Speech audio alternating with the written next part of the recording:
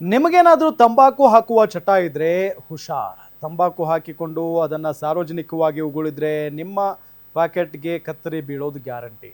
ಹೌದು, ಬೆಂಗಳೂರು ಸೇರಿದಂತೆ ಕರ್ನಾಟಕದೆಲ್ಲೆಡೆ ಹುಕ್ಕಾ ಬಾರ್ಗಳನ್ನು ನಿಷೇಧಿಸಲಾಗಿದೆ.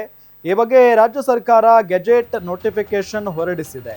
ಇನ್ನು ಸಾರ್ವಜನಿಕ ಸ್ಥಳಗಳಲ್ಲಿ ಗುಟ್ಕಾ ತಿಂದು ಉಗುಳೋದು ಹಾಗೂ ಸಿಗರೇಟ್ ಸೇದೋದಕ್ಕೆ ದಂಡದ ಪ್ರಮಾಣ 4 ಪಟ್ಟು ಹೆಚ್ಚಳ ಮಾಡಿ ರಾಜ್ಯ ಸರ್ಕಾರ ಅಧಿಕೃತವಾಗಿ ಆದೇಶವನ್ನ ಹೊರಡಿಸಿದೆ.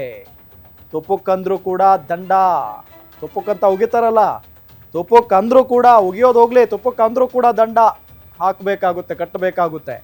ಸಾರ್ವಜನಿಕ ಸ್ಥಳಗಳಲ್ಲಿ ಹೊಗೆ ರಹಿತ ತಂಬಾಕನ್ನ ಬ್ಯಾನ್ ಮಾಡಲಾಗಿದೆ. ಈಗ ಸ್ಟ್ರಿಕ್ಟ್ ಆಕ್ಷನ್ ತೆಗೆದುಕೊಳ್ಳಲಾಗಿದೆ ರೂಲ್ಸ್ ಅನ್ನ. ಇನ್ನು ಸಾರ್ವಜನಿಕವಾಗಿ ಸಿಗರೇಟ್ ಸೇದಿದ್ರೆ ದಂಡದ ಪ್ರಮಾಣ ಹೆಚ್ಚಳ.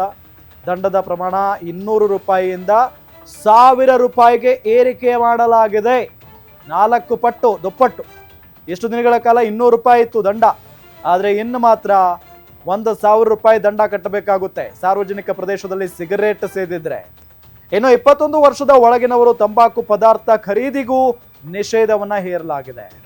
ಇದು ಇರಬಹುದು ಒಳ್ಳೆ ನಿರ್ಧಾರನೇ, ಅದು ಅಷ್ಟು ಸುಲಭನ?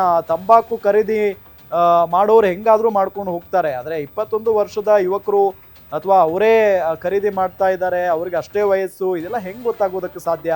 ಬಹಳ ಪ್ರಮುಖವಾಗಿ ತಂಬಾಕುಗಳನ್ನು ಸೇಲ್ ಮಾಡ್ತಾರಲ್ಲ ಅಂಥ ಅಂಗಡಿಗಳಿಗೆ ನಿರ್ಬಂಧವನ್ನು ಹೇರಬೇಕು. ಜೊತೆಗೆ ರೆಸ್ಟೋರೆಂಟ್, ಪಬ್, ಬಾರ್ಗಳಲ್ಲಿ ಹುಕ್ಕಾ ಬ್ಯಾನ್ ಮಾಡಲಾಗಿದೆ. ರೂಲ್ಸ್ ಬ್ರೇಕ್ ಮಾಡಿದ್ರೆ ಮಿನಿಮಮ್ 50,000ದಿಂದ 1 ಲಕ್ಷದವರೆಗೂ ಫೈನನ್ನು ಕಟ್ಟಬೇಕಾಗುತ್ತೆ.